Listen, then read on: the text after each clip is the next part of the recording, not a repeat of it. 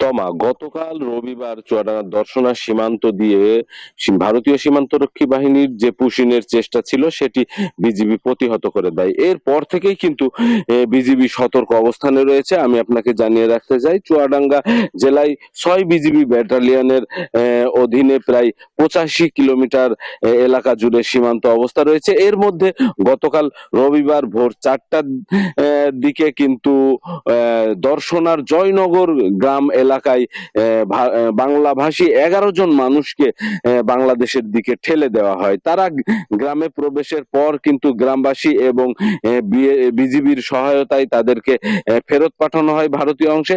পরে ভারতীয় সীমান্তরক্ষী বাহিনী বিএসএফ তাদেরকে ওই এলাকা থেকে সরিয়ে নিলেও চুয়াডাঙ্গার বিজিবি কিন্তু সীমান্ত এলাকায় সতর্কতা বাড়িয়ে দেয়।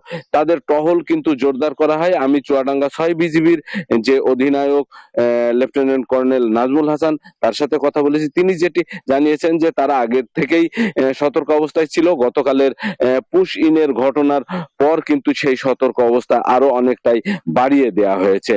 তো এই অবস্থায় আমি চুয়াডাঙ্গা জয়নগর এলাকার যেসব গ্রামবাসী আছে তাদের সাথে কথা বলেছি। তারা যেটি বলছেন যে তাদের গ্রামে গতকাল যে ১১ জন বাংলাভাষী অপরিচিত লোক চলে আসে, এরপর থেকে তারাও কিন্তু কিছুটা সতর্ক অবস্থায় আছে।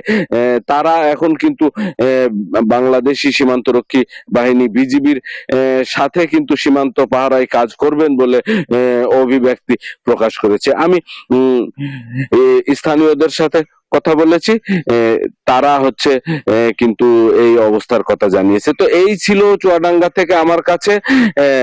ফিরছি স্টুডিওতে। তমা।